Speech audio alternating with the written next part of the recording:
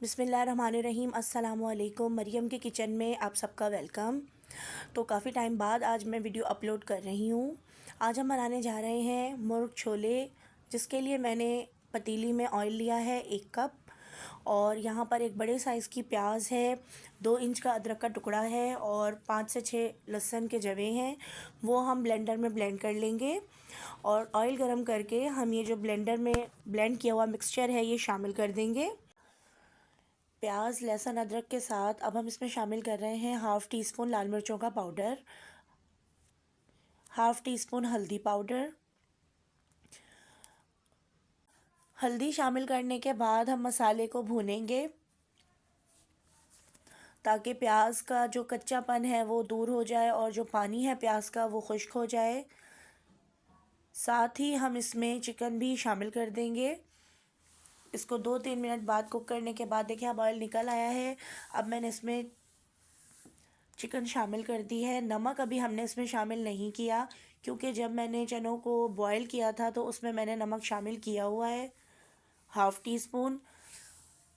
और अभी मैंने इसमें शामिल किया है आधा चाय का चमचा कुटा हुआ धनिया।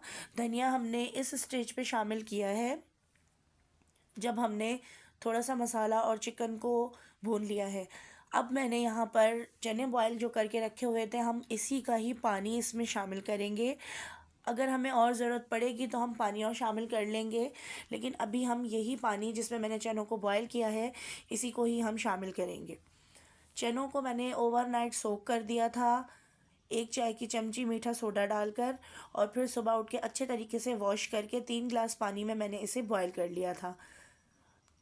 चनों में से 1 चमचा भर के मैंने चने ब्लेंडर में डाल दिए हैं जग में। इसी के पानी के साथ मैं इसे थोड़ा ब्लेंड कर लूँगी।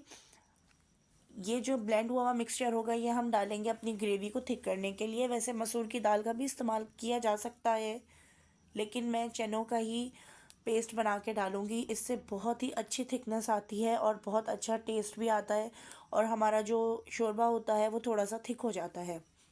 अब हमने इसमें चने शामिल कर दिए उसके पानी के साथ। पानी मुझे थोड़ा सा कम लगा था तो मैंने इसमें हाफ़ कप भर के पानी और शामिल कर दिया है।